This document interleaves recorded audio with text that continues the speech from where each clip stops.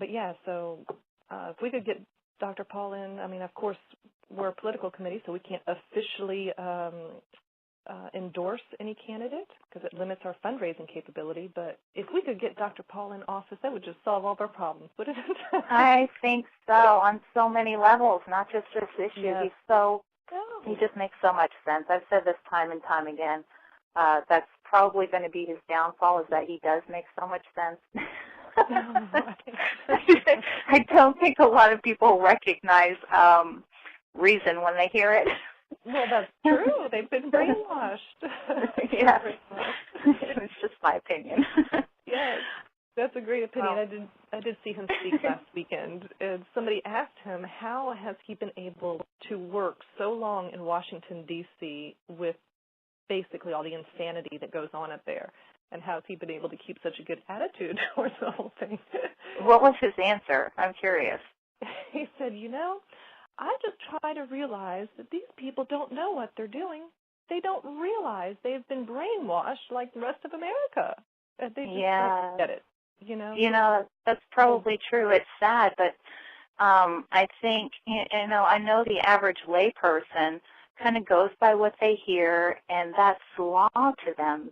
Most people are not interested or think that they don't have the time to do research. Right. And that's very disturbing. And it's probably the same on all levels of government too. They're reading the memos that they're getting, and they're listening to their directors and advisors, and probably not as informed on the issues as they should be. Yeah, absolutely. Absolutely. And so we do have to have some compassion for the people, but on the other hand, they're running our country into the ditch. Yeah. So they need to, be held accountable as well. Yeah, I agree. Now, tell me a little bit about your meetups.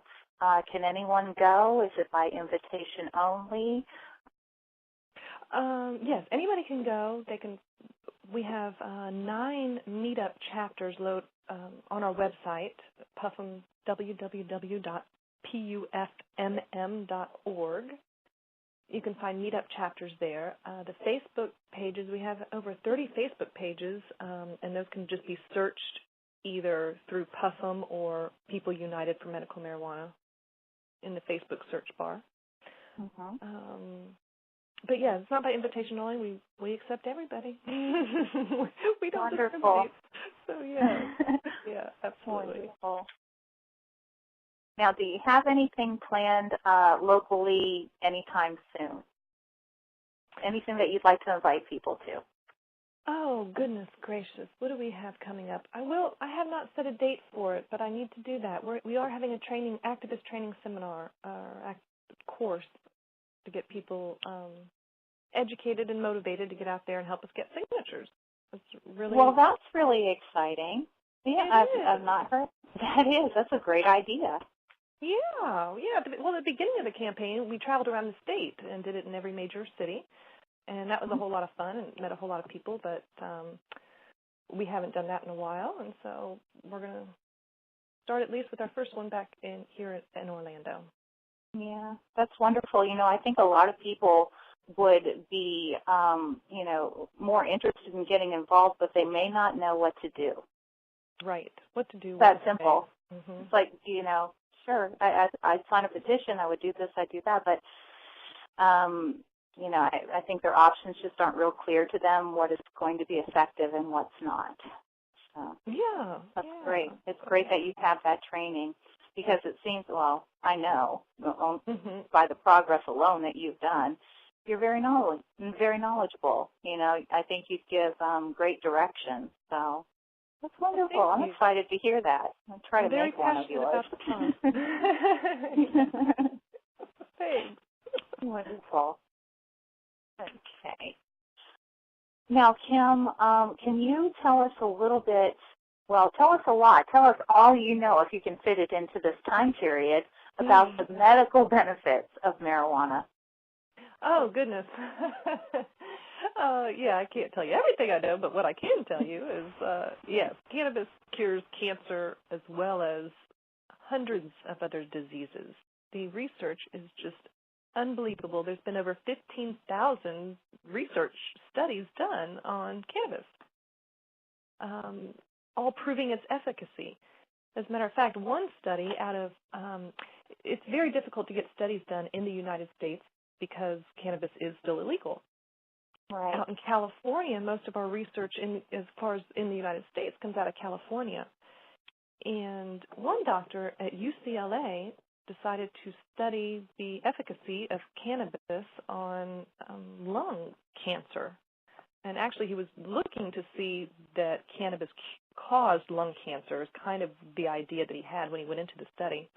And coming out the other side of the study, he studied cigarette smokers. And those cigarette smokers who also smoked cannabis had less instances of lung cancer and emphysema than those that did not. Isn't that amazing? I remember reading that it actually suggested protective effects on the lungs from smoking cannabis. Yeah. Absolutely. And protective effects on the brain. They've been telling us all these years that it kills brain cells. And we are now finding out that it actually protects the brain, such as in MS patients, in Alzheimer's, and in Parkinson's. It actually prevents plaque from growing on the brain, which in all three diseases is plaque that causes, the downfall of the patient. And so it's actually protecting the brain.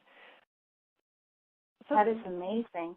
And it's so funny because all of this is available online.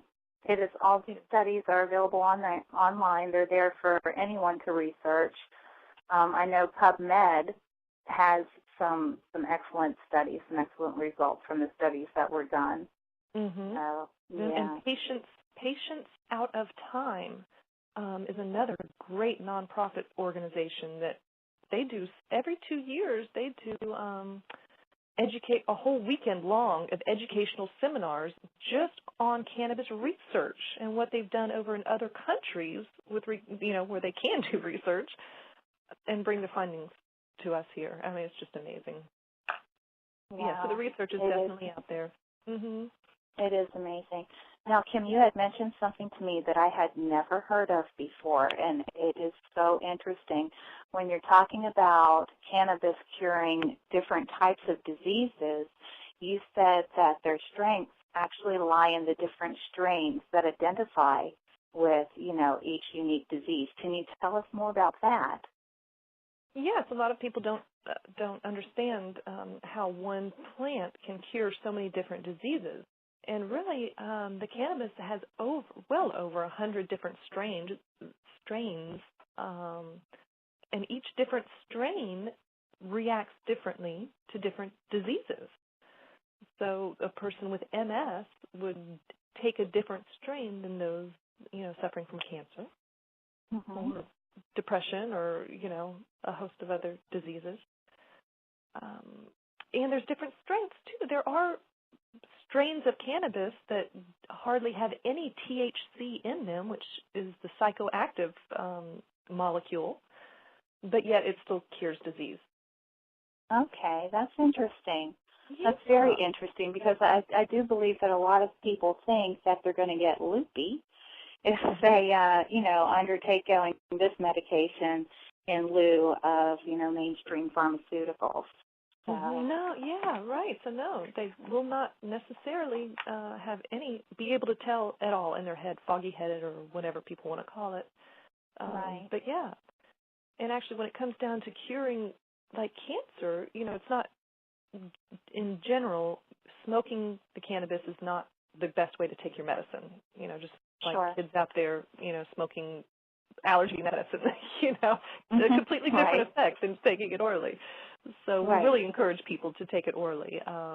But what actually cures cancer is the extract, the cannabis oil that is extracted from the plant.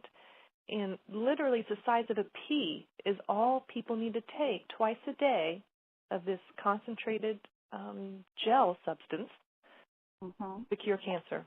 Now, it does take about 6 months to get the cancer completely gone, but regardless, what a better alternative than chemotherapy and radiation? Absolutely. As far as I know, it can take, between 3 to 6 months to complete a cycle of chemo and radiation. So, when you're looking at almost the same amount of time, even if it's a little bit longer, if you're sidestepping the hair loss and the nausea and, the weight loss and everything that goes with radiation and chemotherapy, there's so much to be said for that. So I would look at it as the more desirable option. Yeah. And hopefully it's just an education process once people really start. And there's a lot of people say, well, why don't we know about this? Why haven't we heard about this? The pharmaceutical companies are making $300 billion per year just off of cancer treatments. Mm-hmm. They are going to do everything in their power to keep this information hidden. Right. So that's why people haven't heard about this. But all of the information is out there. It's well documented, and it's just a matter of educating the public. Once people understand, what they're missing out on, they're going to demand change. I agree, and I do think that there is a gallant effort to mask this, the information. Have you heard of Melanie Dreyer? Do you know who that is? I do not. She's the nurse who did the study on cannabis and pregnancy. And what they've done is they had gone down. The study was done in the 80s, I believe. They had gone down to Jamaica, and they had taken a control group of several mothers, moderate to heavy marijuana smokers during their pregnancy, against another group of non-smokers. And they monitored them through their pregnancy, and they monitored the babies up until the age of 4 or 5. I believe it was 5, I'm not sure. And really what the study had shown in conclusion was that the mothers who had smoked cannabis while they were pregnant, they had higher birth weights on the babies when they were born. So they were a little bit, heavier, better appetite. And when they looked at their cognitive abilities throughout their developmental stages, what they found was the children in the two control groups really did not vary that much in their developmental process between the mothers who smoked and the mothers who didn't smoke. Their children didn't vary. What really determined, which child excelled and which child didn't, you had a mixed amount from both groups. And what they found the determining factor to be was the interaction that the child was getting at home. So if they're in a very supportive, loving, engaging environment, they're going to excel. Wow. Yeah, that was an amazing study. And that study, quite frankly, was kind of squished and, put under the rug. And like I said, this was done 30 years ago.